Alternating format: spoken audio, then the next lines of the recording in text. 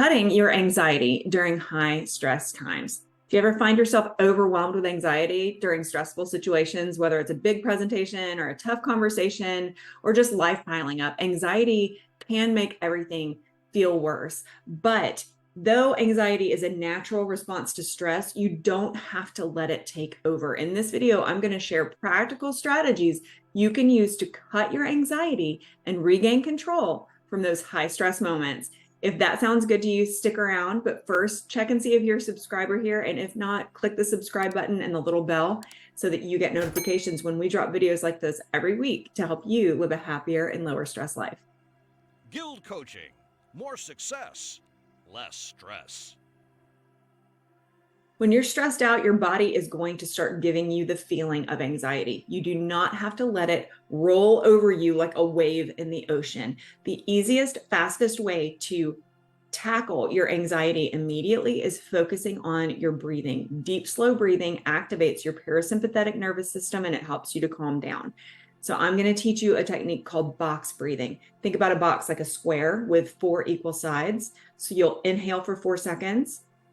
Hold for 4 seconds, exhale for 4 seconds, and hold the exhale for 4 seconds. So we're going to do it together. Ready?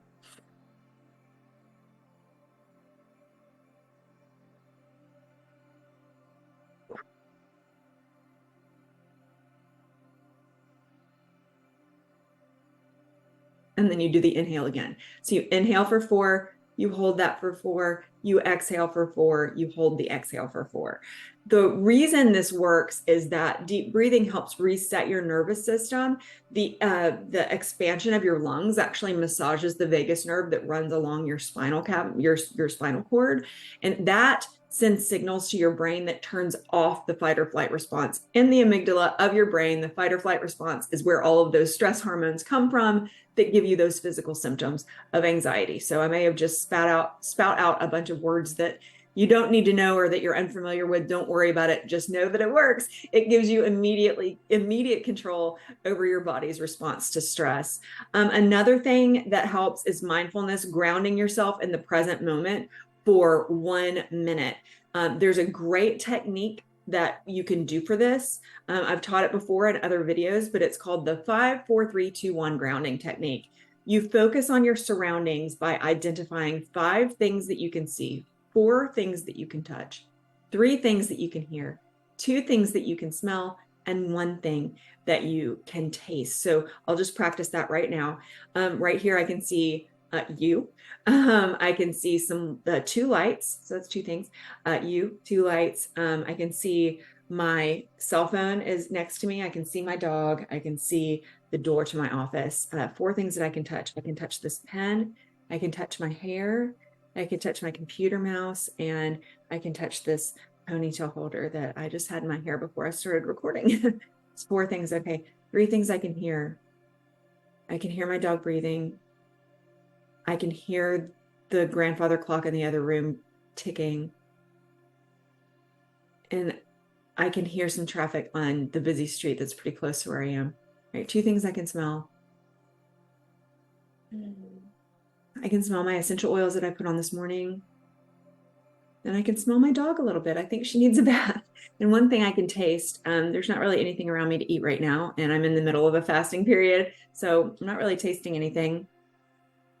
But even noticing that I can't really taste anything distracted me from anything else. That's what the technique does. It distracts your mind from anxious thoughts. It brings you back to the present. And that reduces the mental spiral that anchors you when anxiety feels overwhelming. So you don't want to do that spiral where, oh gosh, I'm feeling so anxious and this and that and that. And then I also have all these other things to do. And if you just go and do the 5, 4, 3, 2, 1 exercise, then it immediately diffuses you. Reframing negative thoughts is something that in the psychological community I do with my clients. You've got to challenge catastrophic thinking. First of all, ask yourself, is this situation really as bad as I think it is? And if the answer is yes, okay, I challenge you to journal that. It's really as bad as I think it is because blah, blah, blah, blah, blah, blah, blah, blah. Is it actually? Another question that you could ask yourself is, what is the worst that could happen and how can I handle that? So an example is, instead of thinking, I'll fail this test, you could reframe it as, I have prepared as best I can and I'll handle whatever happens. If you haven't prepared as best you can, it is test time. I know what I know and I'll handle whatever happens. And really anything outside of that is beyond your control. So, it's interesting and good when you ask yourself those questions. Cognitive restructuring shifts you from what if thinking, like, oh, what if this happens? What if this person does this? What if that person does that? To what is. So it takes you out of catastrophic, imaginary things, potentially catastrophic imaginary things, into facts. Takes you from the unknown into things that you actually do know. So if you're not looking forward to a holiday or an upcoming event because certain people will be there, like, what if he says this, or what if she does this? Instead of, you can say, what is true is, I'm going to be there. It's going to be this event. These people are going to be there. I am going to be calm. I know who I am and I know what I believe and I know this and I know that. And I'll have my car keys and I can leave anytime I want. And it can really start to diffuse your anxiety about that.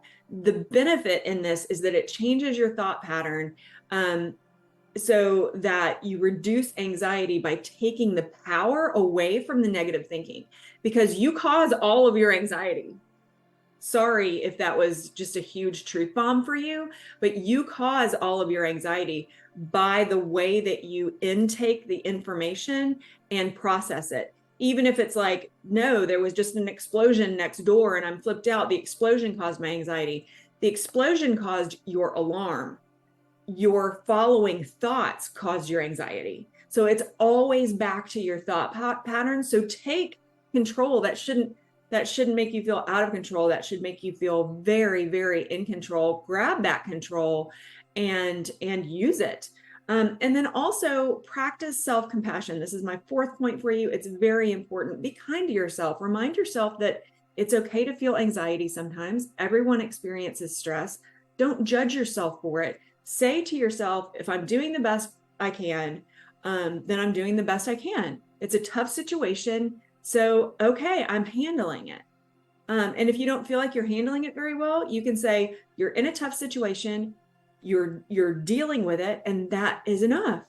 Self-compassion reduces self-criticism, and it also helps you stay calm. And when you're calm, that reduces the pressure to be perfect. That reduces the pressure to have the right answers. That reduces the pressure to know everything. And that reduces your anxiety. Emotional resilience is what you're going to develop when you practice this. And that helps you cope with stress in a healthier way, not just in the right now, but in future stressful moments to come.